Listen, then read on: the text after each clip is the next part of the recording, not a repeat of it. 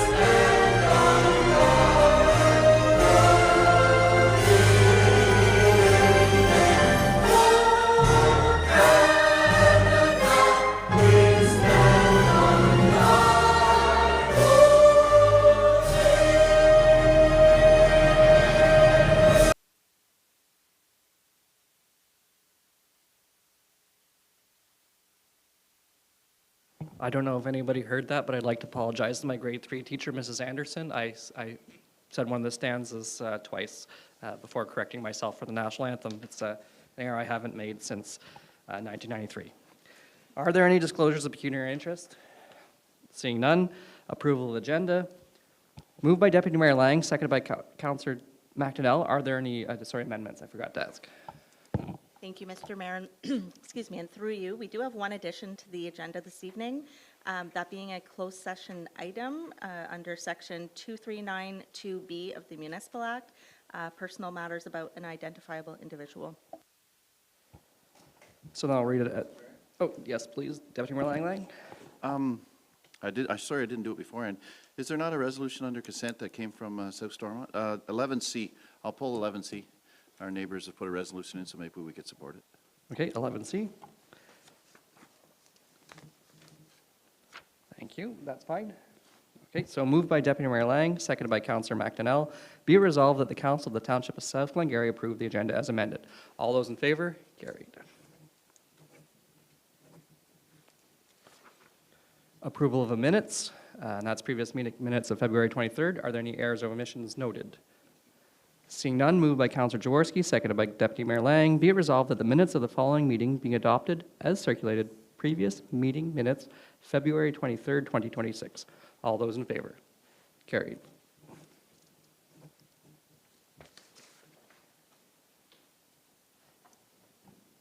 So we do have a public meeting, and it is zoning bylaw 03-2026, Living or Wells Charlotte Grove Farms, Inc.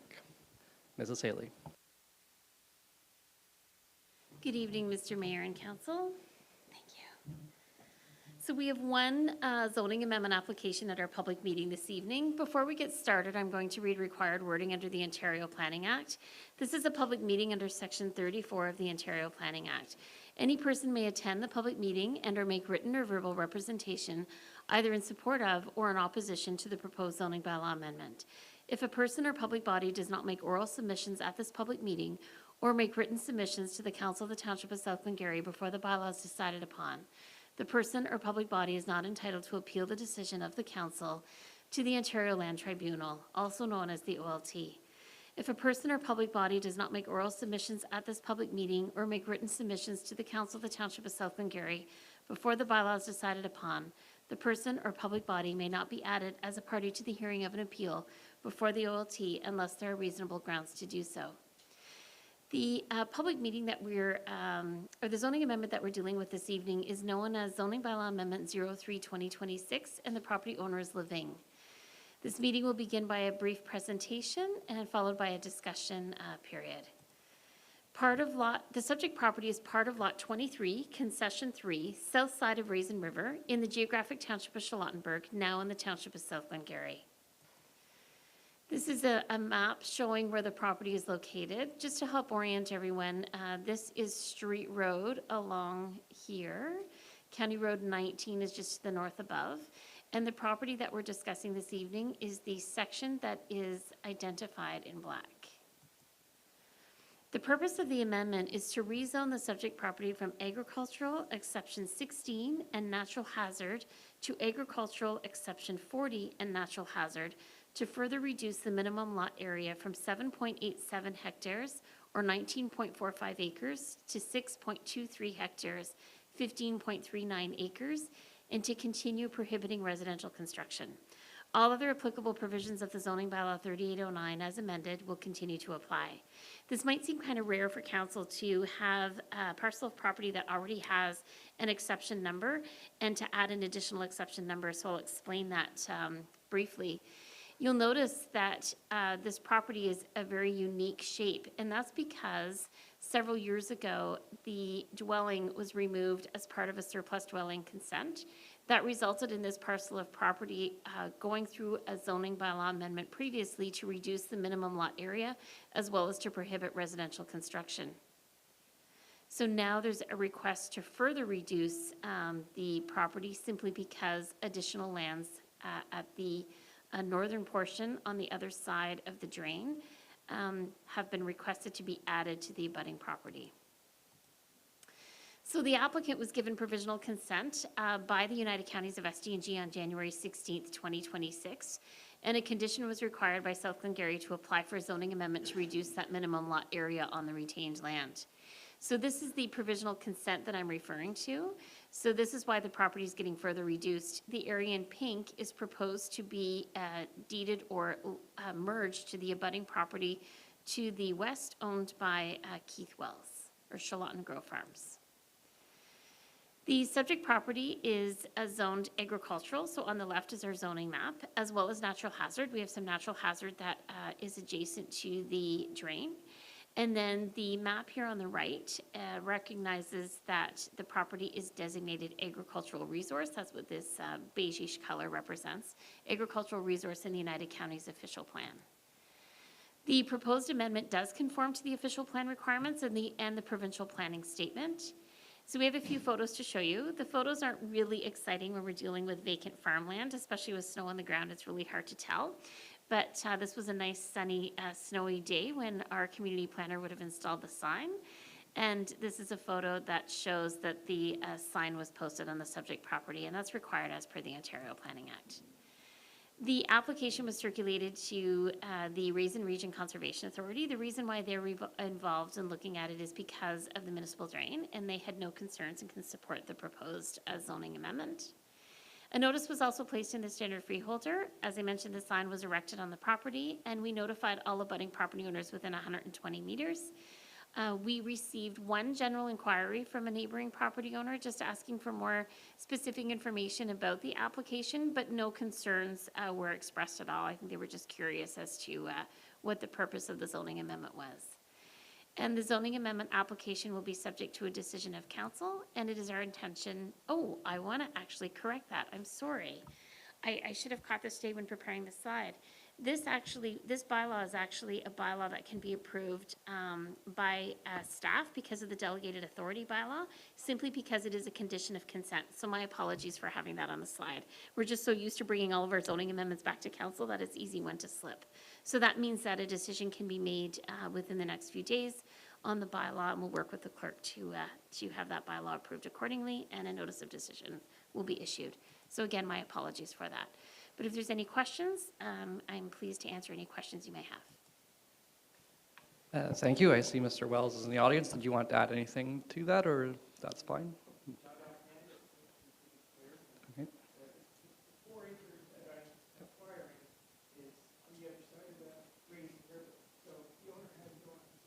Okay.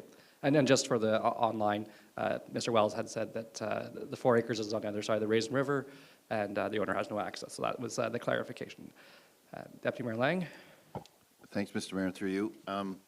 Yeah, I would like to speak in favor of it. It's very difficult to get across that's the south branch of the Raisin River that we can see on the map there that divides the property. So it's landlocked basically, and it makes sense to do this. Okay, well, as it's a public meeting, I don't think there are any questions or problems with this application. I guess through your consent, your ability to do it, it seems like there's no problems within council or members of the public. So I think that's it for this as a public meeting. Okay, thank you very much. So presentations and delegations will be brought to you by Rebecca Luck. It's the SDG Library update.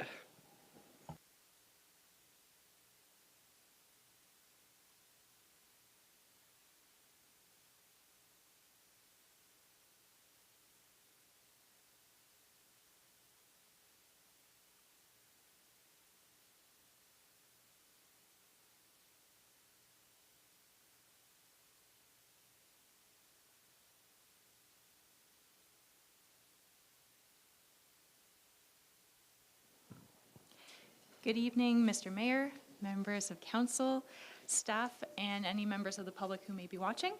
My name is Rebecca Luck. I am the Director of Library Services at the SDG Library, and I'm here tonight to provide you with an update on library services.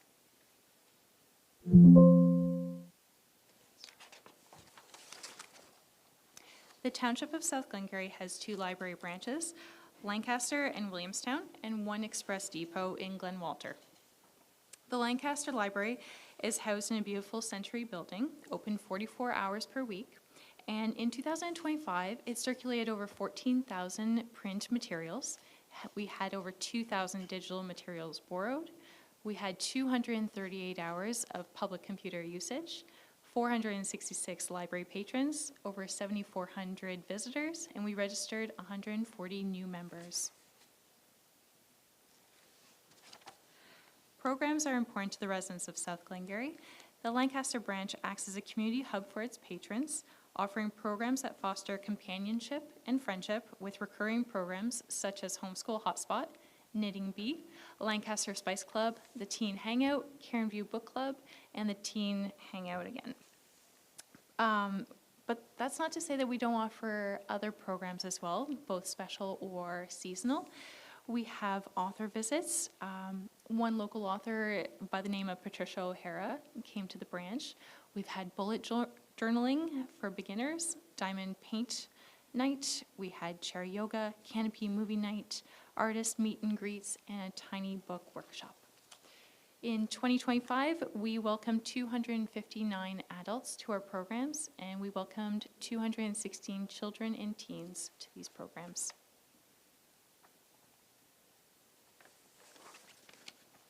The Williamstown branch is open 17 hours per week. It's a library branch that not only serves the residents of Williamstown and its surrounding area, but also its nearby schools.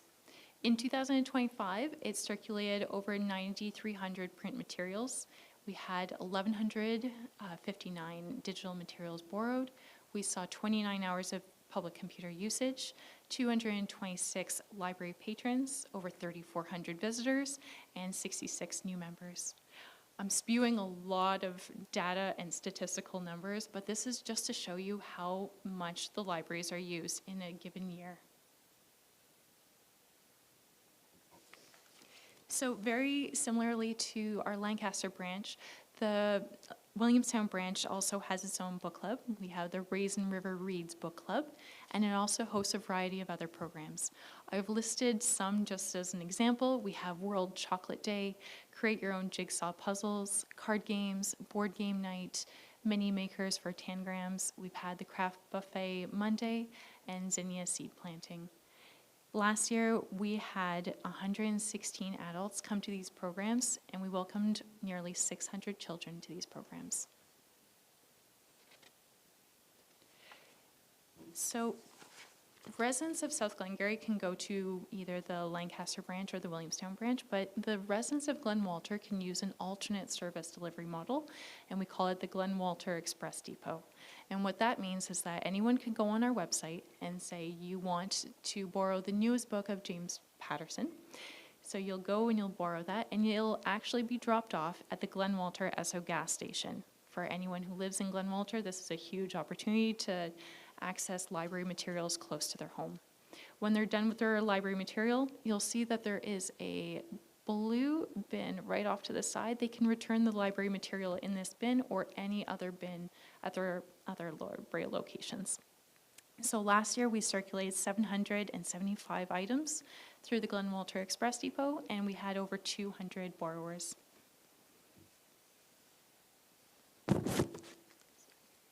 As part of our community outreach initiative, the SDG Library has been popping up around South Glengarry. We attended the Lancaster Yard Sale. The Lancaster tree lighting ceremony, we extended our Lancaster branch hours to welcome patrons and community members alike to come in and enjoy a nice warm cup of hot chocolate and get out of the cold. We attended the Williamstown Fair, and we were there for our Williamstown Story Walk.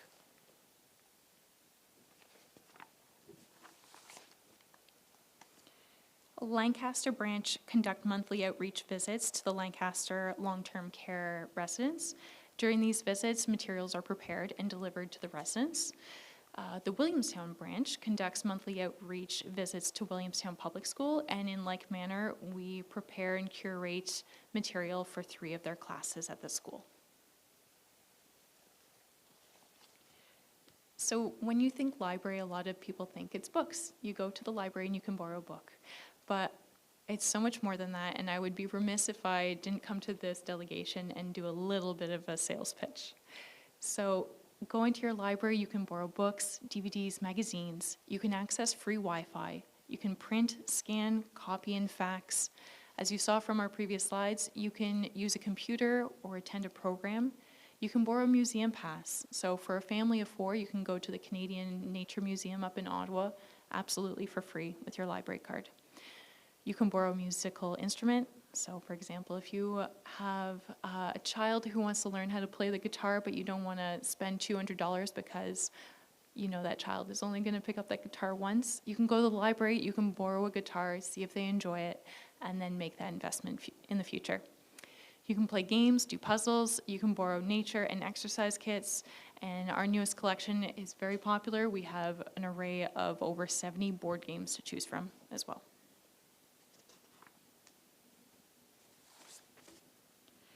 At the SDG Library, community members can connect to our digital library where they can listen to audiobooks, they can borrow ebooks, comics, magazines, read e-newspapers, listen to radio shows, watch movies and TV series through our Canopy streaming app, watch craft tutorials, learn languages, they can learn new skills with LinkedIn Learning, and you can learn with Canadian Encyclopedia.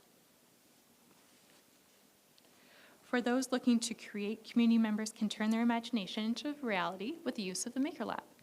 And you'll notice what you have in front of you is a little fidget spinner or gadget of some sort. And this was actually made with our 3D printer. So we have 3 3D printers, one in Alexandria, Winchester, Finch.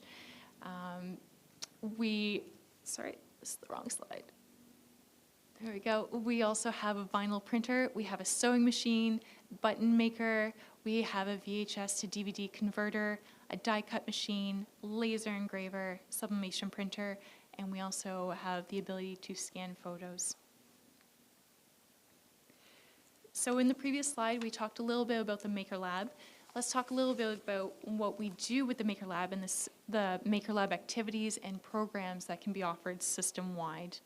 So last year over March break, for example, we had a sublimation bookmark contest for the little ones. And what we're doing this year is that we're having a different contest of sorts. Kids can create their own bookmarks, and we're going to be voting on who has the most favored bookmark, and that's going to be professionally designed and developed at the library to be distributed. We also created what we call take and make kits. So last year, each kit came with all the materials needed to make a snowflake bookmark at home. So that's the picture that you see in the bottom right-hand corner. And what we did was we used the Cricut machine at our Maker Lab to design the outline of the bookmark with all the holes included. And we provided a kit that had that bookmark, the sewing thread, and then we 3D printed a needle. And so we made 240 of these kits, and within a span of a few weeks, all the kits were very happily gone by the little ones.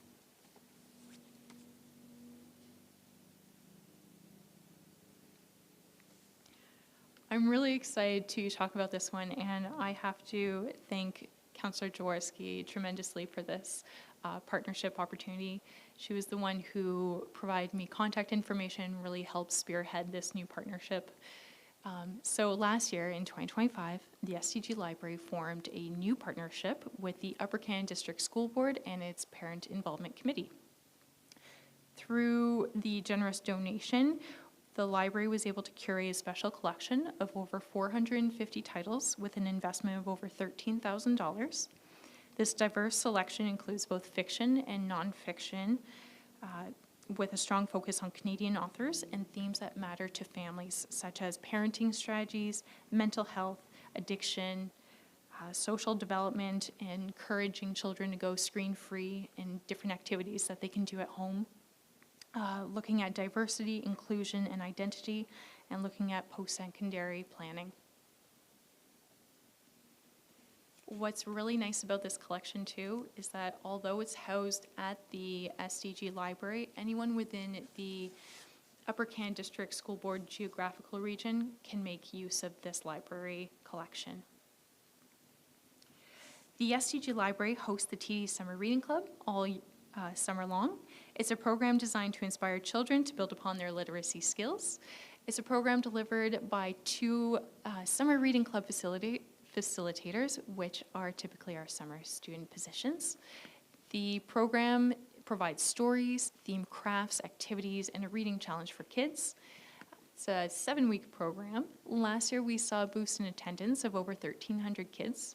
And as mentioned before, there is that reading challenge. So with that, kind of giving that number equation to it, we received over 4,100 reading ballots. So that kind of goes to show how much we're encouraging these kids to read and that early childhood literacy component to this program.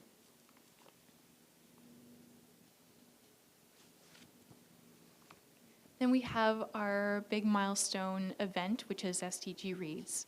So SDG Reads is a One Book, One Community sloganed program that encourages all residents across SDG to read the same title before coming together for an evening with the author. Last year, we featured Canadian author Nita Prose and her series. We were hosted very graciously at the North Stormont Place, where we welcomed over 200 community members, and this brought the hall to capacity.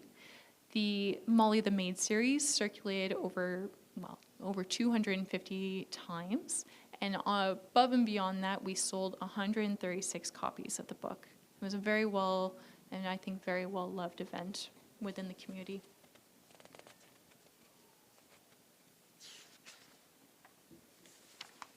In the month of November, Pages for Presence invites community members to help spread the joy of reading by donating books, new books I should say, to children in need.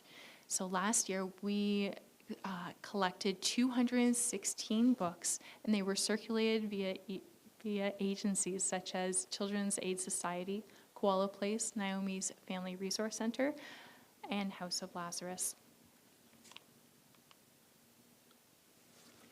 So we've talked a lot about what we did last year, but what are we going to be doing this year? We want to continue doing all the amazing programs, events, outreach that we currently do, but we'll also be shifting gears a little. We're going to be developing our newest strategic plan. We're going to be looking at a feasibility study for a potential branch expansion.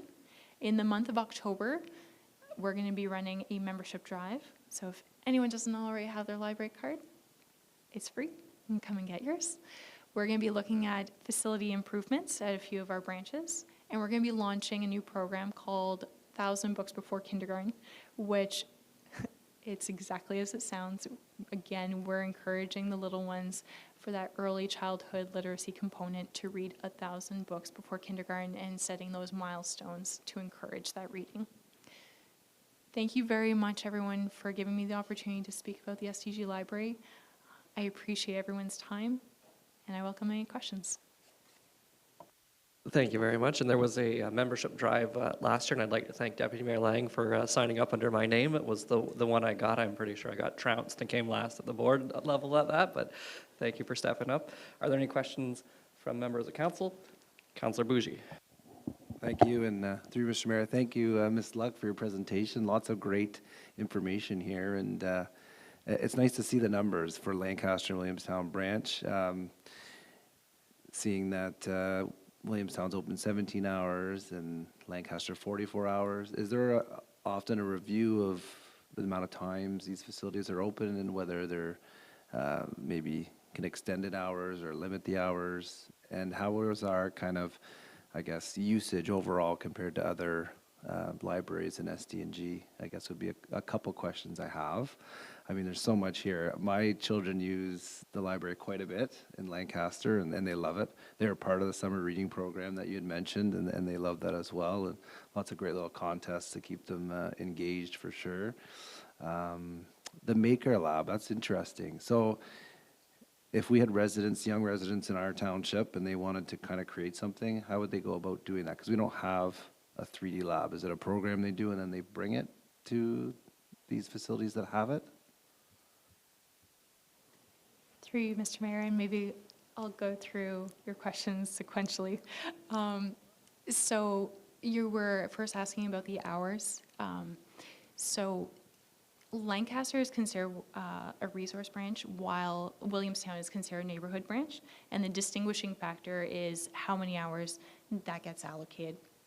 So right now, we've undertaken a review of the distribution of hours within that allotment. So meaning, we recently actually just changed the hours for Williamstown to be closed on a Monday, as previously it was open on a Monday, looking at community needs and saying, okay, well, you know, what do we know about the town of Williamstown? We know we have 2 schools. We know that it's very well loved at the arena. In the summertime, we have the soccer fields that are completely booked up. Baseball is an active program. You know, we have a lot of these community events going on, and how can we bolster and be a part of that community? So we're always looking at shifting hours to better suit the community, but going and extending those hours, that would be a lovely discussion at the county council table for budget considerations. With regards to the Maker Lab, so the Maker Lab exists in Finch, and that's where it houses all those pieces of specialized equipment. But that's not to say that you as a resident of Williamstown can't go to Finch, but we also periodically bring Finch and its programs to the residents of Williamstown. We do, you'll see it, it's called Make It with Cricket programs, where we bring the Cricket machine. We'll bring this machine where you can actually make like a sublimation mug. So I don't know if anyone has one, but you know, your coffee mug that has a picture on it that you can make with these specialized machines that we bring to Williamstown. It's probably more like Lancaster in this case. For March break programming and Maker Month specifically, so in the month of May, we're going to be hosting where you make a sublimation tote. So those tote bags that you carry around for groceries or books or whatever it may be, we're going to print off a design and you can actually create your own stylized logo. So we do bring a lot of the equipment from Finch and make it accessible to the community. Thank you. Jaworski? Thank you, through you, Mayor McDonald. It's great to see you back, Ms. Luck, here, and it's so good that you do come regularly to remind us of what the library has to offer. I'll be honest, I don't go to the library as much as I would like to, and every time you come, I'm like, oh yeah, there's this service and that service, and so it's great that you're here, and the numbers that you're showing us, I mean, when you break it out, like number of patrons per hour, per day, it's actually, you know, it's quite a bit higher than I would have guessed, which is always a nice reminder as well that, you know, whilst I might not be using the library, there's lots of community members who are using it very regularly, which is great to see. You did mention about the Parent Involvement Committee, the UCDSB's PIC Committee, and the book program now that you spirited. You did give me some kudos there, but really, like I say in my family, like ideas are really easy. It's really execution that matters, and that's why this was such a success. As you know, we made the connections and you ran with it, and the Parent Involvement Committee couldn't be happier. It's often referred to as such a great success. So thank you so much for being willing to engage with different community partners on that. Question for you with regards to the the SDG Reads event program where you had Native Pros last year. When is it, or has it already been decided what might happen if there is a 2026 event, or what book has been chosen, or when is that normally decided? Through you, Mr. Mayor. The book has been decided, the author has been decided. The announcement will come in May, and the event will take place in October. So stay tuned, we're very excited, and yeah, we can't wait to welcome everyone. Get your ticket early. As you can see, it was well attended. One thing that I obviously, okay, Councillor Jaworski. Do we know where the event will be? Through you, Mr. Mayor, it's most likely going to be North Stormont Place. Yeah, fairly central, I think, that one. And it's a fairly nice hall, too. I was going to say, like, so I do use the library slightly more often than I thought I did, because on my most recent thing said that I've now surpassed, saving over $3,000 using the library, which is a fun little thing. And this year I've kind of had a reading explosion. It's already $350 that I've saved this year. And in addition to the saving, there's also the ecological, like, I don't have to buy a book, and he doesn't have to buy a book. I'll share that same book, which I've always liked that. As you hear me on the library board sometimes say, Cicero said, have a garden, feed your body, have a library, feed your mind. And I've always loved that. And Deputy Mayor Lang hears me at the county level often say, not all of us here need books. Maybe all of us can afford our own books. So it is such a great resource to level up. It is the great equalizer is a library. And I actually have one of those 30 internet things coming because I don't have internet in one of my barns, and I'm trying to set up something. So I'm 7 left. So if you need internet remotely, it's kind of a fun thing to try out. So I'm looking forward to that, and thank you very much for your presentation.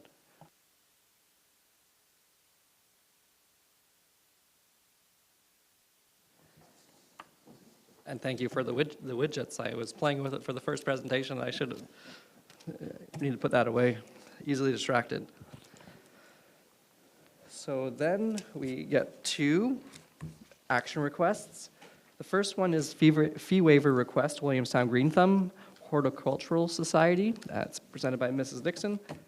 Moved by Councillor McDonnell, seconded by Councillor Bougie. Be resolved that staff report 2026-29 be received, and that the Council of the Township of South Glengarry either option A, approve the request for setup and hall rental fee waiver for the Williamstown Green Thumb Horticultural Society valued at $480.08, or option B, deny the request for setup and hall rental fee waiver for the Williamstown Green Thumb Horticultural Society.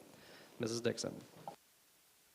Thank you, and through you, Mr. Mayor, this report is being presented as the Horticultural Society of Williamstown would like to have the fees waived for their annual general meeting and a potluck, which is a licensed event.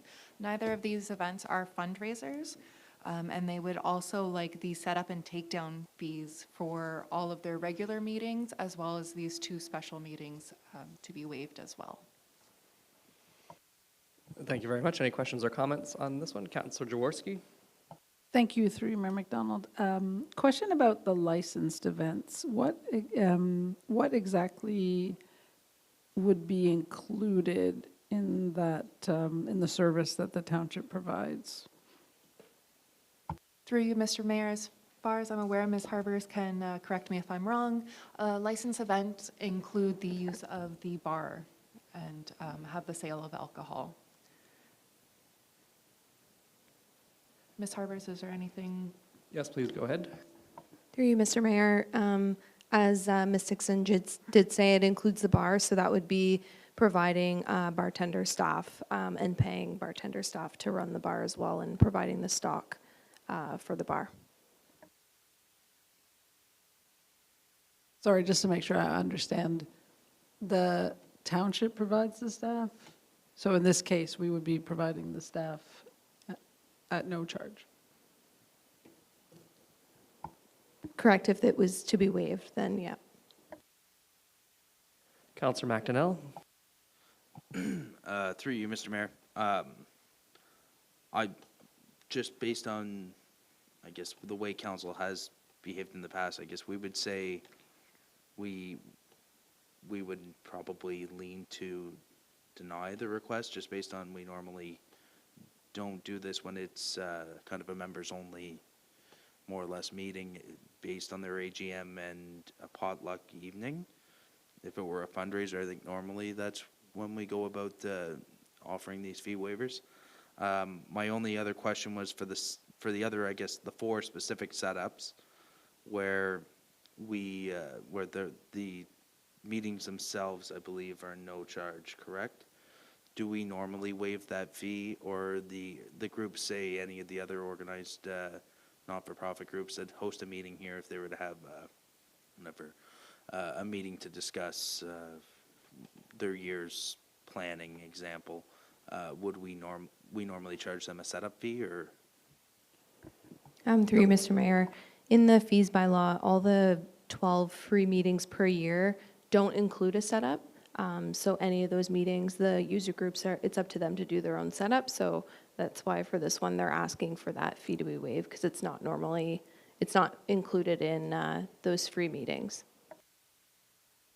It's not a compulsory charge though, correct? If a group came up and were using their free meeting, they could set up our chairs and tables and clean them up afterwards. We don't, like, it's not a compulsory charge whether you do it yourself or don't, or example? Like, if they're requesting that we set it up and we do it for free, and this is what I'm kind of getting at? Yeah, do we, yeah, Do we have a free option, I guess, in that case? can they do where it themselves without themselves? having that $30 charge, I think is the question. Yeah. Yep. Correct, yes, they could definitely do it themselves without being charged. Okay, Deputy Mayor Lang? Thank you, Mr. Mayor, and through you. I know we've talked lots over the last year or two about fees, and it's kind of hard to wean ourselves off of some of the things that we've been providing for free. I'm going to speak in favor of granting them this one, though. I think the group does a lot for us, and maybe a lot of things that the general public might think that we're looking after. You know, if you read their letter, they plant and water and weed all the village entrance signs, the flower beds that are under those. They do some work at the fairgrounds. They do the bridge boxes on the bridge in Williamstown. They work at the Lancaster Library, Glen Gordon Park. Just, I think they do lots of things in the community to make it a better place, and I don't have a problem giving them this. Councillor Jaworski? I'm sort of halfway to the point that the Deputy Mayor just raised. In recognition of the sort of in-kind kind of work that they're doing, I was leaning towards waiving the setup fee. However, I'm not comfortable with waiving the licensed event fee. I feel like that's like a very different thing. Thank you. Before going to the side of the table, Deputy Mayor Lang has a clarification question, I think. Just a question, when there's a licensed event, do we receive the income from it, or do they receive the income? Because it's different if we're providing people, but we receive the income. Okay, just Ms. Harbor's had I think she shook her head, yes. We receive the income? We do receive the bar sales, yes. Okay, moving to the side of the table, Councillor Bougie and then Councillor McDonnell. Through you, Mr. Mayor, yeah, I'm kind of along the lines of what Councillor Jaworski had just mentioned, like the setups, that's fine. But yeah, for the licensed events, it is typically, we usually waive the fees for some fundraisers typing events. So I don't want to kind of set a precedent here.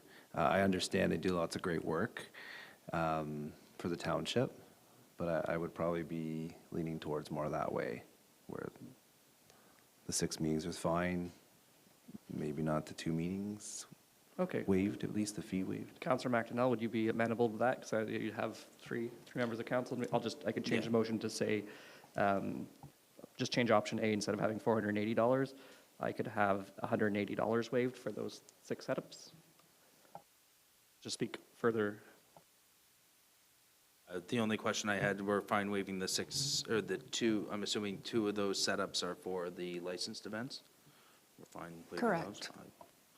If we're fine waiving those, I'm fine with that. I don't like the precedent of, we've set a precedent more or less with council that if you're doing a fundraiser and it's benefiting all the community, you know, like Glengarry Mental Health, we waive a lot of those, the Raisin River, canoe race, things like that, we've waived in the past where it's kind of it's raising money for the community. I have no problem that way. This is more of this is their kind of banquet end of year kind of party more or less and their AGM. For me, I don't feel comfortable waiving those two costs, so I'm fine waiving the setup, so. Okay, so just to be clear on that one, you'd be fine with the B being waived or 4 of the 6 event setups? 4. I'll look to the other two members of council. I'm not picking on 2 or 4 over 6 or 6 over 4. I'm not. Okay, so there seemed to be some conversation that Deputy Mayor Lang said the whole, the other two in this case have kind of looked at like the 2 licensed events, have those be charged, but the other ones not. So if I amend the motion, that's fine, of course, from $480 to $180 to accommodate the 6 event setups. Okay, so I'll just make that amendment now. So I'll read that again and changed option A. So moved by Councillor McDonnell, seconded by Councillor Bougie. Be it resolved that staff report 2026-29 be received and that the Council of the Township of South Glengarry approve the request for setup and hall, I guess it's not just setup. The wording doesn't matter.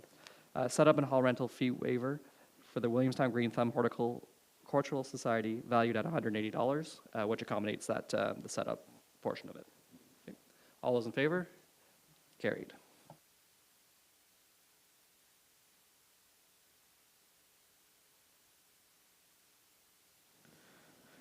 All right, 8B, delegation request exemption to permit primates. Mr. Mario. Moved by Councillor Jaworski, seconded by Councillor Bougie. Be it resolved that staff report 2026-30 be received and that the Council of the Township of South Glengarry hereby denies the request for an exemption to the animal control bylaw to permit the keeping of primates at 21120 Concession 9, North Lancaster. Mr. Mario. Thank you, Mr. Mayor. So the township's animal control bylaw prohibits the keeping of certain classes of animals, including primates. These restrictions are consistent with many municipal bylaws across Ontario and are generally implemented for reasons related to public safety, animal welfare, and risk management. At the provincial level, Ontario does not have comprehensive legislation regulating the private ownership of exotic animals, and as a result, municipalities are relied upon to address the keeping of exotic animals through local bylaws. So the subject property is located within an R1 residential zone, which is intended to accommodate low-density residential uses compatible with surrounding neighborhoods. And administration has received a request from Ms.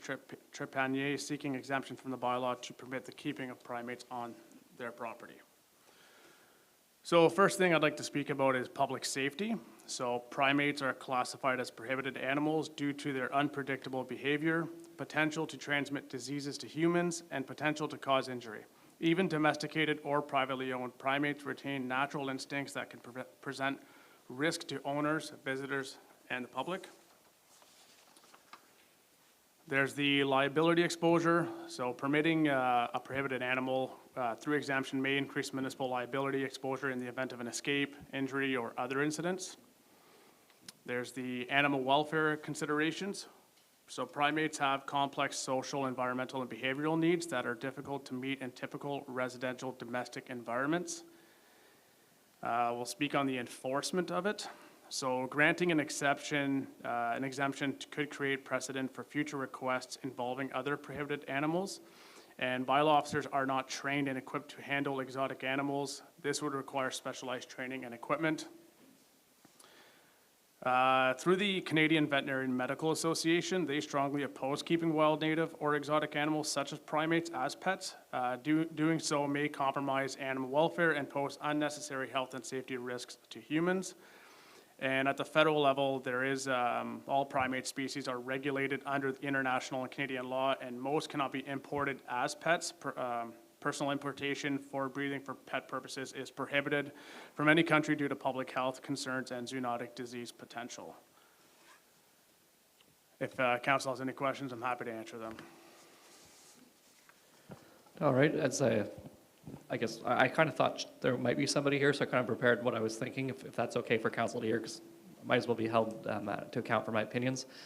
Despite I guess, the Mrs. McDonald, although the wedding certificate has not yet arrived. So Casey telling me that, zoos would be wonderful in our area, and she was in favor of the primates. I looked at the property. It is, as you said, in R1. I had anticipated whenever that came forward that it'd be on the north side of the road and there'd be some massive acreage. I would say, my opinion is to not, to support you by denying this because of the size and location of that particular lot. I don't know if anybody else wants to talk about it, or I could just call the vote. Okay. All those in favor? Sorry, Councilor Jaworski. Sorry.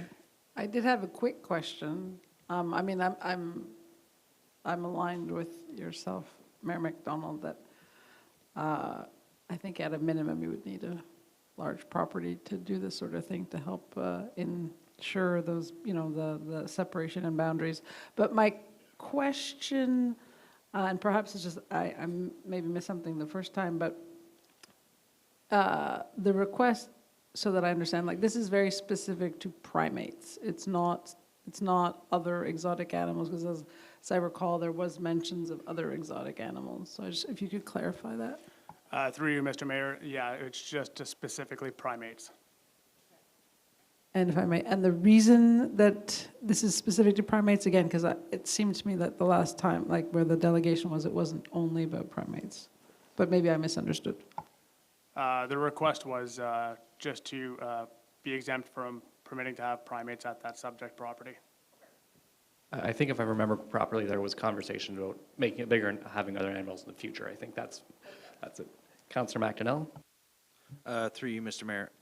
As far as enforcement, Mr. Mario, how is this going to proceed? Because I guess from the person making the request, from the applicant, I guess in this case, I'm assuming this is kind of part of their business, their kind of livelihood. What are we looking for a timeline? I would hope we're going to be fairly lenient or somewhat agreeable if there's a proper plan or attempt to make some kind of relocation in this case. Just looking from that side, I'm assuming we're not going tomorrow with a notice to say, you're taking the monkeys back to the office with you. Through you, Mr. Mayor, no, we're going to give reasonable amount of time for the Mr. Trepanier to relocate these animals. As we know, with their exotic animals, primates, they have to be, at a facility, dealt with professionals. And so, yeah, we definitely would give a reasonable amount of time. Thank you for thinking with your heart, because that was something that, if I may go back to that, Casey's opinion was like, these are not just animals to this lady, so we have to be mindful of that while we work through it. Okay, all those in favor of the motion as read? Carried.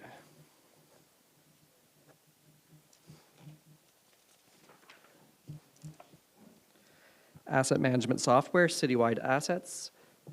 Ms. MacDonald, this particular motion is moved by Councillor Bougie, seconded by Deputy Mayor Lang. Be it resolved that staff report 2026-31 be received, and that council directs administration to proceed with implementing citywide asset management software at a cost of $38,700 plus HST to be funded from the modernization reserve, and furthermore, that the general manager of finance/treasurer be authorized to sign all applicable documents.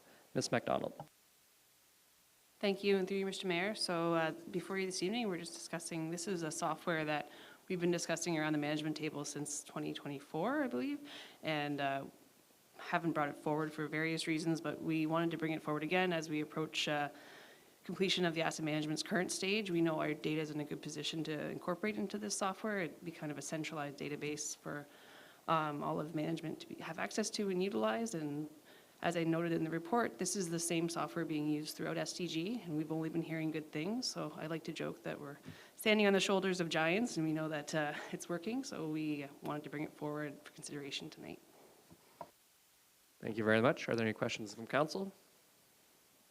Deputy Mayor Lang, and then Councillor Jaworski. Thank you, Mr. Mayor, through you. Yeah, I'm in favor, and glad that we're talking about asset management, and I sure hope there's something coming soon that we will have our asset management plan finished.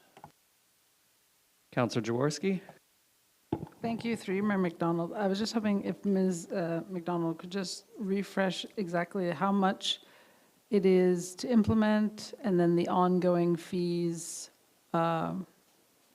both in the first year and into the future. Thank you, and through you, Mr. Mayor. So the first year will be $38,700, which includes the annual fee for the first year as well as the implementation. Going forward from there, I was told we could expect in a range of 1% to 3% increases, so it would be just under $15,000 we'd anticipate going forward. Sorry if I missed the second question. And is there like a minimum time commitment to this? Are we locked, like, are we committed to 5 years or 1 year, or we could stop anytime? There's no, we can stop after 1 year. There's no lock-in period for it. All right, and if I can go to my CEO, because Deputy Mayor Lang broached the subject of that, and it is, I believe there might be some news on that. Yes, through you, Mr. Mayor, yes, we are looking to bring forward the newest phase of the asset management plan, possibly as early as next meeting. If not next meeting, the very one following. So very soon. Excellent. So all those in favor of the motion as read? Carried.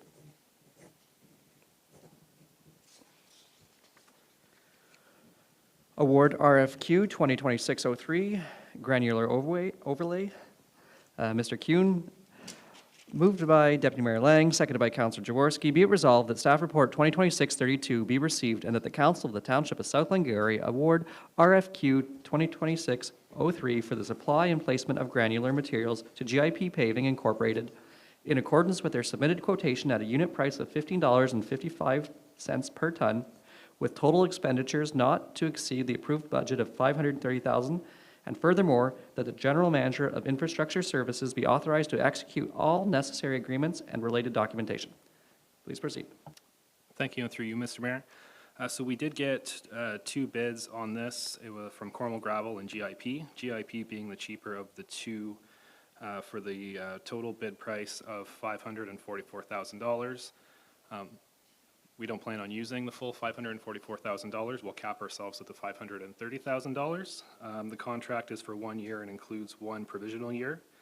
And we're going to be focusing on the east side of 34, bringing some of our smaller and less traveled roads on that side of the township up to satisfactory standards.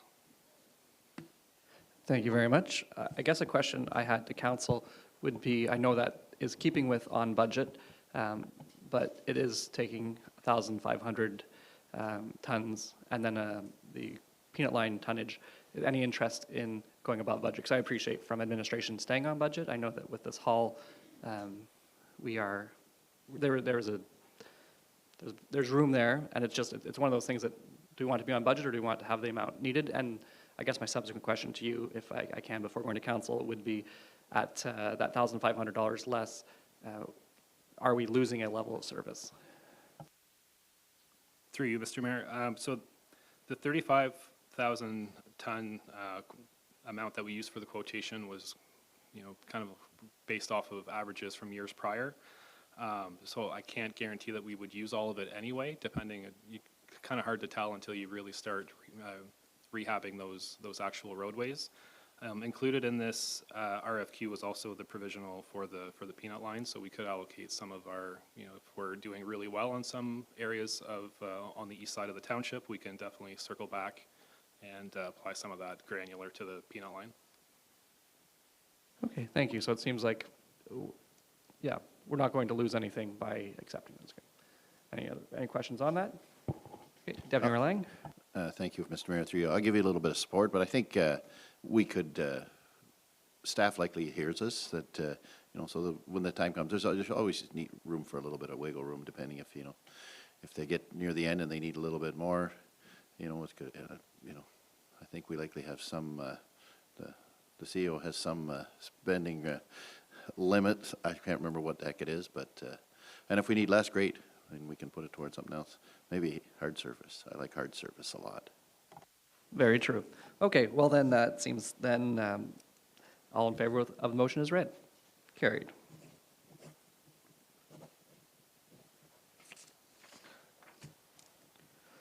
Oliver McGee Municipal Drain Relocation Request, moved by Councillor McDonnell, seconded by Deputy Mayor Lang. Be it resolved that staff report 2026-33 be received and that the Council of the Township of South Glengarry accept the request from 3Vs Co. Limited for improvements to the Oliver McGee Municipal Drain, and furthermore, the council direct administration to issue the required notices and initiate the process to appoint Shade Group Incorporated as drainage engineer pursuant to Section 78(1) of the Drainage Act RSO 1990 to update the engineer's report for the Oliver McGee Municipal Drain. Mr. Kuhn. Thank you, and through you, Mr. Mayor.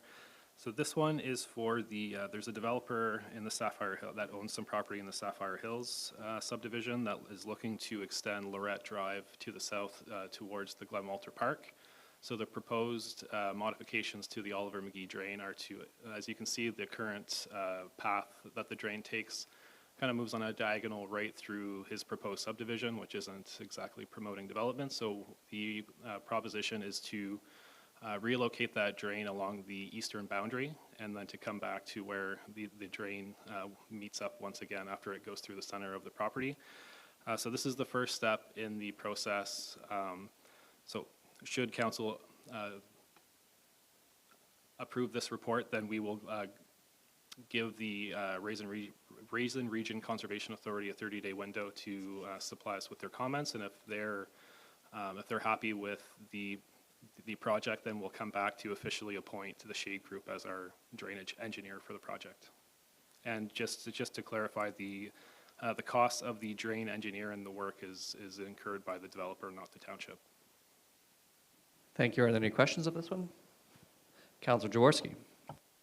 No, I think this makes a lot of sense, and if it's, the cost is being entirely borne by the developer, I mean, considering that we do have some areas where there were drains that went through developments, we know that those are constantly causing concern and questions and whatnot. I mean, this seems like that would help avoid a lot of that as well, so I think it makes a lot of sense. Councillor McDonnell. Through you, Mr. Mayor, no, it makes perfect sense, and it'll actually make it much easier to maintain the drain as we go forward too. Excellent. Oh, Deputy Mayor Lang. Thank you, Mr. Mayor, and through you. Yeah, and I think the drain maybe that Councillor Dorsky was referring to is about 1,500 meters to the west of this drain. And I'm just looking at it on Google there right now, and it goes right through. We've had numerous issues with the drain. It's very difficult to clean because it goes right through a lot of yards on an angle. So this, I think, would make it simpler in the future when there is maintenance needed. I just would like to kind of say that when it gets closer to the development stage of the subdivision, if they get to that point, that we kind of keep that in mind, that there is enough room there for maintenance to be done on that drain in the future, so that it's not, right through backyards and then crossing into somebody else's and there's no room to work, and it just makes it very difficult later. And if I may, because I think I've read on this file maybe 10 years ago, because it is one that constantly comes up. This municipal drain will have those setbacks to be able to, and it will also identify which side to put the sediment removal.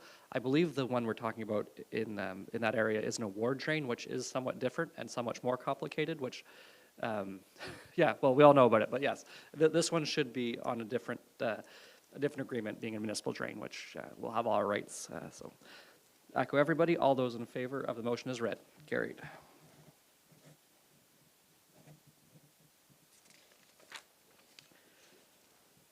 Removal of fire vehicle and replacement options. Mr. Robertson. This is moved by Councillor Bougie, seconded by Deputy Mayor Lang. Be it resolved that Staff Report 2026-34 be received, and that Council hereby provides delegated authority to the Fire Chief to enter into an agreement up to $40,000 for the purchase of a 4x4 pickup truck to be funded from fire reserves. Mr. Robertson. Good evening, Council. One of the units in our fire fleet would be Rescue 2, operating out of the Martintown Station. It's a year 2000 ambulance that we purchased in the early 2000s. We purchased when it came out of the Cornwall SDG paramedic fleet at that time. It has met our needs, but as our department changes and experiences different call volume, we're not sure that an ambulance would be a proper replacement vehicle. So basically, this unit, and I mentioned it through the budget process, and I've been keeping council apprised. It's still operating in our fleet, but our staff and our mechanic are advising that some of the issues that it's experiencing may sort of be leading to its near term need to be removed from the fleet. So we're going to continue to operate it. It is safe to operate. It is 26 years old with high mileage, and some of the items are showing that of its age. So we had a very similar situation that I came to you in 2025. The sister ambulance to that unit was operating in the same fashion out of the North Lancaster station. It needed to be removed from service, so we replaced it with a four-wheel drive pickup truck, crew cab pickup truck. That staff is very happy with that decision. Operationally, it's really working out well. We'd like to model that when the time comes for this replacement. Sort of the reason I'm sort of reaching out tonight is we're not looking to purchase a new vehicle. We are looking to purchase an off-lease or a used vehicle. Like I mentioned, it worked out very well last year for us. But of course, purchasing a used vehicle, the timelines for those purchases are often very short term. So in that, what I'd like to do is basically we're requesting authority to go out and begin to look when a vehicle that would meet our needs comes up, that we can move on that fairly shortly. The unit that we purchased in 2025, we purchased it for $25,000. It had 160,000 kilometers on it, but for our use, the mileage we're not worried about, and as long as the unit is structurally sound and in good shape. So as mentioned in the resolution, funds would come from fire reserves. We're not looking to purchase it tomorrow. It may be a number of months, but I just want to run this by council so that we can have the authority to move fairly quickly when we do find something that warrants our purchase. So, thank you. Thank you. No, it's great to provide flexibility so that if the opportunity does come up for a good deal, that you don't have to wait for us to reconvene. Does anybody have any comments or questions? All those in favor of the motion as read, carried.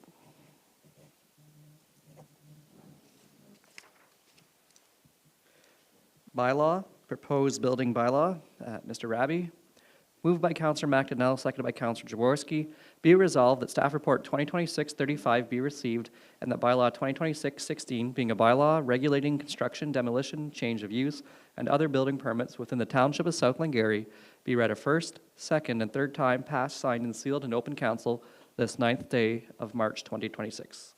And just some context, I believe you came forward last time, and then we had said, please talk to Deputy Mayor Lang before coming back. So I guess I'll leave it to you to present, but that's just where we are. Thank you, and through you, Mr. Mayor. So before council tonight, we do have a new building bylaw with very few amendments to the current bylaw that's currently in place for approximately the last 4 years. We do have a new permit fee schedule proposed, as discussed at our recent public meeting on February 23rd. So essentially, this is the same building bylaw that's currently in place, except for the following changes. The first being the dormant application timeline increased from 6 months to 12. The dormant permit timeline reduced from 5 years to 3 years. The addition of re-inspection fees to the bylaw, the addition of chief building official discretion added to the bylaw, and the addition of chief administrative officer discretion added to the bylaw. So since the public meeting, like I said, the permit fee schedule has been revised to include a few administrative items. Just to update council. The first being the addition of removal of order registered on title. This was just something that we had previously missed. The next one is actually a small error on my part. We've reduced the fee for removal of non-compliance notice registered on title. And then at the public meeting, there was also interest from council regarding a reduced rate for prefabricated dwellings. So administration has added a 25% discounted rate to the fee schedule. What we've done is permit class 3 has been highlighted for council's consideration tonight. And if council rather see all the residential construction at the same rate, the clerks informed me that we can simply remove this from the fee schedule, if that's council's wish to do so. So that's one thing for you to consider tonight. And in terms of, council will recall being split 2-2 on the residential fees overall. And after discussions with our final council member, administration is proposing to keep the fee as presented of a base fee of $250 plus $1.20 per square foot, meaning that we would have the increase from the current rate of the base fee plus 92 cents a square foot. So subject to any questions from council, we are looking to proceed with adopting this bylaw. Thank you. Okay, so then I think that was, I guess you've given your opinion on that particular one. You had mentioned the fabric buildings, that's under this, like factory-built buildings, because they require less, they come pre-built, right? So that's what Councillor McDonnell brought forward, and we're accommodating that in this, or did we need further discussion on that? Councillor McDonnell? Through you, Mr. Mayor, just again, a quick clarification on that. This was for example, say a Gilcrest home or something like that, correct? The only other outstanding question I had was regarding, say, fabric-covered farm buildings or agriculture buildings. Where did we end up falling with that, Mr. Abbey? Or Through you, Mr. Mayor, we didn't adjust the fee schedule at all. I think we're just going to adjust our interpretation, staff's interpretation, when it comes time to select the fee category that we would charge under to respect council's wishes. okay, I can live with that. I think you'll be able to make those discretionary calls. I don't know. Maybe I would assume probably the deputy mayor took the time to watch our last meeting, and I think the only concern with creating a class for fabric-covered buildings would be in the case where fabric-covered buildings are used for an extensive use, like a dairy barn, where it's not just simply wiring up lights, plugs, and a few heated water bowls. It's true milking equipment. So appreciate that. Deputy Mayor Lang? Thank you, Mr. Mayor, through you. Yes, I did watch the meeting on Zoom there, and well, I guess it's YouTube now, once it's on. Anyway, I had heard everybody's comments from the last time, and I was happy to sit down with Mr. Abbey and our CAO to get an update, so I appreciate you guys thinking of me that way. I'm good with what's in here. The only thing I tried to push for a little more, and I didn't get too far, was that we eliminate our fee or our permit to have to put up a tent for an event, but it used to be a contentious one. So, but I'm just hopeful that we're not, and I haven't heard anything lately, there's no complaints. I'm hoping we're not running around enforcing that too hard. If I may dovetail on that one, that is one of the things. I understand there are municipalities in southwestern Ontario, anecdotally, that just accept the liability and allow those tents. So if that's something if that's included in this and I missed it, it would be a discussion that I don't want to delay this one, but I think we're happy, but if that, so you don't want something to come back and again. I don't want to stop this for one item, but if that can, yeah, I think that's something that we would like to discuss. Is now the time? As long as common sense is prevailing, and I think it must be, because I'm not getting any complaints.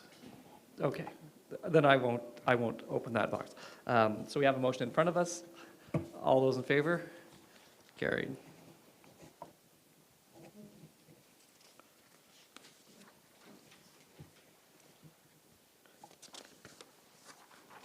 So consent agenda, I believe it was Deputy Mayor Lang pulled resolution amend Land Transfer Tax Act, Township of South Stormont. Do you wish to speak to that one specifically? Yes, thank you, Mr. Mayor. Just got to pull it up here so I can remember what it was. And it was on, thank staff for always putting the page numbers beside each one. County Council does not do that, and it is harder to find things. Oh, yes. So our neighboring South Stormont had put in a resolution speaking to the issue of the average price of a home in Ontario now is $675,000, and just thinking of the province has a thing out there where we can waive some of the land transfer tax up to $4,000, if I remember right. They're basing it on $368,000 home. And they're just saying that since the average price now is $675, maybe it's time to look at that and have it moved up a little bit to kind of encourage first-time home buyers. And I'd be happy to support them and support the resolution if staff wanted to bring it back at next meeting or whatever. Okay, notice the motion, come back, yes. That's good, noted, thank you very much. Board and committee updates. Are there any? There wasn't our CA meeting, I can speak to it unless you do, you want to, Deputy Mayor Lang? And then the big focus would be the Heritage Advisory Committee, but that's on the bottom of the list, so we'll, does anybody have anything they want to go first? I can, okay, so RRCA, we had our source protection, and that we appointed some people, amended the policy, we went through a employee manual, there's some interesting things there. Lakeview Marsh, what's this kind of the exciting thing there? That would be the first conservation for RRCA to be outside of South Glengarry. So it is north of where the La Framboise building is on Highway 2, or County Road 2, I should say. It's not so much marsh, I understand now, from those who are around, but they're looking to name it. So if you have anybody from South Stormont who is interested or is notable, let them know. I think Mayor McGillis tried to quietly say his name a few times, so there's there. We're always applying for grants at the RRCA. Sometimes we get them, most of the time we do, but that comes up on the agenda fairly quickly. Transition group. As we're transitioning, 3 board members will be looking at how we want to do that to be effective. And then a permit report. They satisfied 100% of their permit requests in the allocated time. This is the second time in 3 years. Last year there was an anomaly that only made it 96. They get their permits. Last year they were 8 days for small permits, 11 for large permits. They dropped that to 5 and 9 days. So they're quite effective there. The flood contingency and joint and health and safety group was met. So that's kind of the business as they go forward. As everybody knows, RRCA may not exist for too long, but we continue to operate a good organization. Are there anyone needs a, go ahead, Deputy Mayor Lang. Thank you very much. I'll just add, I think that's great, just add that there's an announcement tomorrow, it looks like, that we're going to find out exactly what's, or maybe not exactly, but hopefully we'll find out exactly how the new conservation authorities are going to be amalgamated, and I'm hopeful that we'll find out a little bit on the governance structure. Like right now, it's you know, us that does it, 2 from South Glengarry, 2 from Cornwall, 2 from South Stormont, 1 from North Stormont, 1 from North Glengarry, and that is the board, and we choose, you know, CAO, and we, you know, have a lot of say. We're hoping that we're going to still have some say in the new structure, but we don't know. So tomorrow should be some interesting news, and we'll find out. One other thing, just I don't think we actually voted on the consent agenda. Quite correct. Consent agenda moved by Councillor Jaworski, seconded by Councillor McDonnell. Be it resolved that council accepts the items listed on the consent agenda. All those in favor? Carried. Thank you, Deputy Mayor. Yeah, Councillor McDonnell just said how many years in, and I even have a note to remind me. So they're there. Okay, moving to Heritage Advisory Committee, Councillor Bougie. Through you, Mr. Mayor, so the Heritage Advisory Committee met last Thursday at the Glen Walter Fire Hall. We were tasked with looking at options for South Lancaster in terms of designation and heritage designation. So Mr. Rayside gave a pretty in-depth presentation on some of the historic buildings within that area.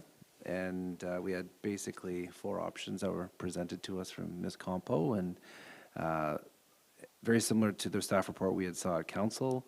So it was not proceed with anything was option 1. Option 2 was to look into designating it as his heritage conservation area. Option 3 was to advise consultants to complete a heritage conservation district study.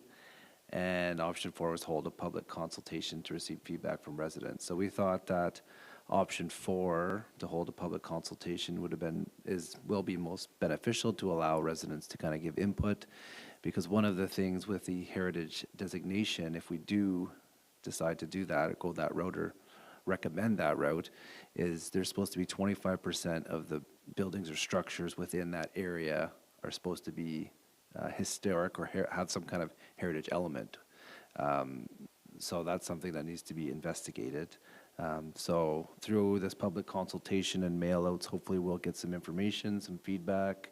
The other thing was, of course, is if it is a heritage area, even if they're the only 25% are actually a heritage building, everyone within that area would be subject to the regulations and have to basically apply to have their facades, windows, things of that nature basically apply to have things changed.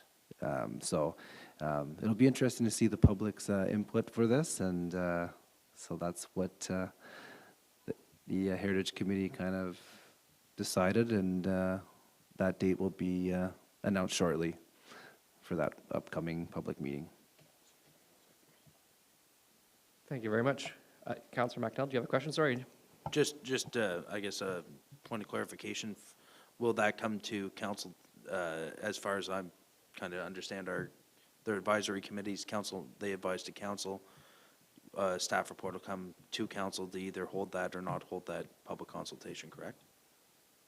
Is that not how it works, or is the Heritage Committee hosting public consultation? So typically, so this would not be like a public meeting like you'd have for Planning Act item where it's a formal, I think more like a better example would be when Infrastructure Services hosted the open houses for clear bags. So it's not a formal meeting. And so typically, I don't recall if we would always come to council for a resolution to proceed with gaining public input. I certainly can do that because the timeline would work out where any public consultation meeting is not going to be planned within the next 2 weeks. So if council would prefer to formally give that direction through a staff report, I can certainly bring one to the next meeting. However, that was not administratively, the intent was to hold an open house sort of event and get that public feedback, bring that back to the committee, and then the committee would make a recommendation to council as to whether or not they think the council should proceed with a heritage district, designating specific properties, or doing nothing. No, through you, Mr. Mayor. I think maybe I'm a step ahead of what would normally happen. I'm just thinking back to my time with the CIP when it was in place. I guess the CIP would make a recommendation to council to approve a grant, and I think we're maybe just a step away from that. So if the committee's doing their homework and due diligence before making a recommendation to council. Good to have that clarified, and thank you for that update. So we move to notice of motions. Title, support resolution, enhance school bus safety. This one was moved by Councillor Jaworski. Can I get a seconder from the floor? I'll go with Deputy Mayor Lang.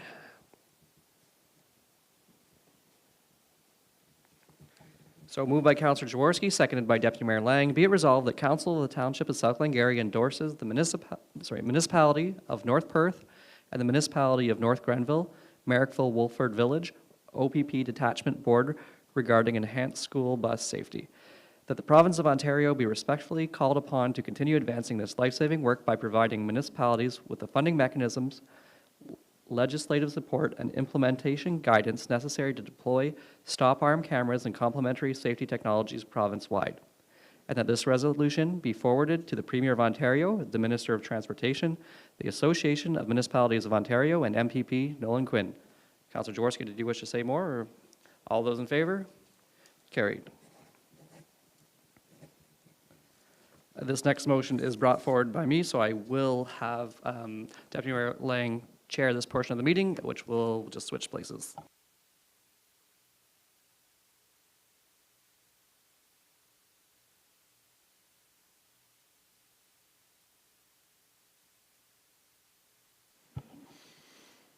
All right, so this is 14B, motion, Maxwell Manor redevelopment project funding allocation. And Mayor McDonough, I assume you want to speak to it.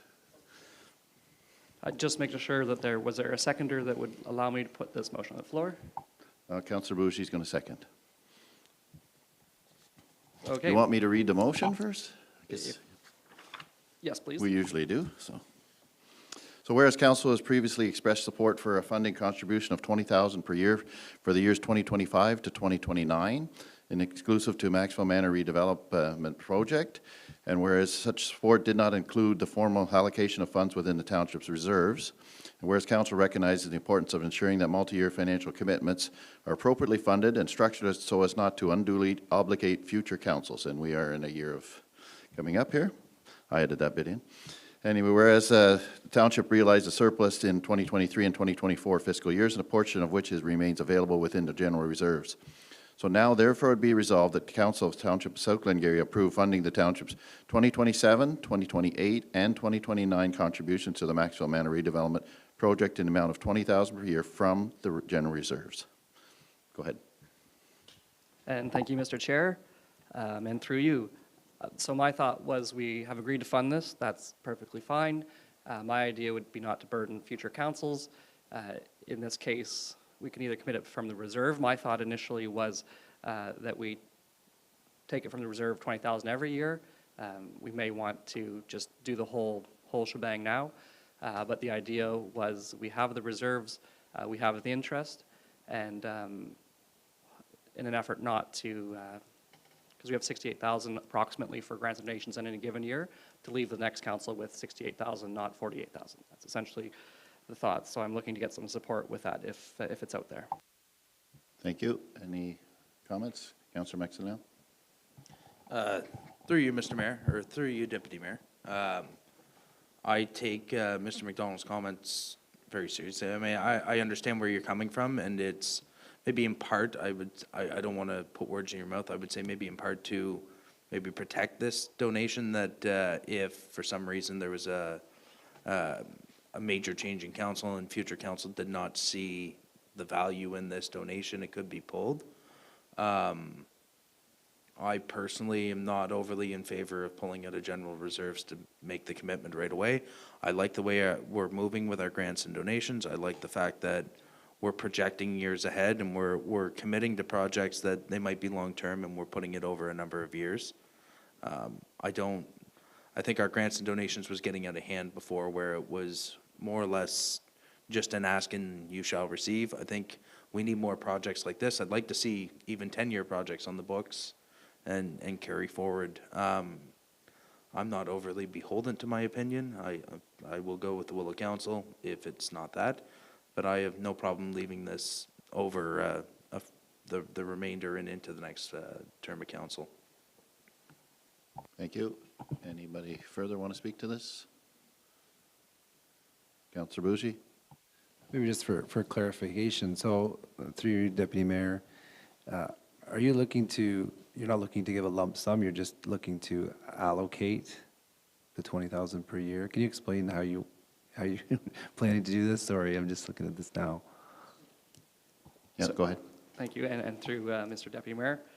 The idea was that if we leave it as is, it would be taxation in 2027, 8, and 9, and I was trying to essentially take it off future taxation because it was our decision, our term of council decision, and it was going to be 20,000. That's what I initially proposed, but in some conversation with administration, if we wished to have 20,000 or 60,000 given in this year for the end of the term, all at once, like upfront it, that was something I would consider if it was a friendly motion that was desired.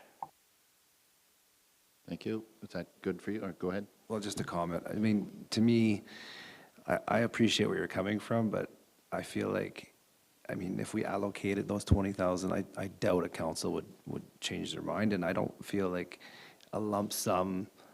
I'd rather the money be in our bank account instead of just paying a lump sum personally, but that's just my opinion. Thank you. Councillor Dorsey, comments? Well, it's 2 against 1 at the moment. I don't know if I'm going to have any, through you, Deputy Mayor, I'm not sure that I have anything very wise to say. I'm not overly concerned about committing a future council. I feel like it's kind of, this is sort of what we do sort of regularly, and there's I mean, things can always be undone, even if we say we're going to do it, and it wasn't the end of a term, one of us could have a very strong opinion and convince others to stop doing it, I suppose. So I'm in agreement with Councillor Bougie that I think it's highly unlikely that another council would undo this. I guess my question would be, from the Maxville Manors perspective, if a future council were to undo it, just trying to think through what that impact on them would be, or if they would have any recourse, because they are sort of relying on this funding. But that's again why I think it would be highly unlikely that a future council would undo it. So, And I don't know personally if there would be a recourse, or if we, would have the right to undo it. We've kind of made a commitment, but anyway, if anybody, do you want to speak to that, Mr. Mayor? Go ahead. And thank you, and through Mr. Deputy Mayor. I don't think anybody would, that wasn't my concern, that somebody would stop this. So if, I just wanted to bring it forward for discussion, and this is my method to do so. So if you wish to call the vote, Mr. Chair or Deputy Mayor, it's, there's no ill will here. I just wanted to bring it forward, and I encourage anybody who has thoughts on like matters to do the same. So. All right, thank you. I'll make a comment. I'm not against doing it. I think it's, when you have the money, it's good to get your commitments looked after. But at the same time, I'm hearing Councillor McDonnell, and that 20,000, we were able to do grants and donation with that 20,000 taken out this year. So if we did pay this, that would be adding 20,000 in. We were kind of hinting that we wanted to go, kind of tame or slow the floodgates down on the grants and reserves, because it was getting more and more every year. So anyway, I'll call the question. All those in favor? Opposed? All right, it's defeated. Thank you. I'll turn the chair back to the mayor.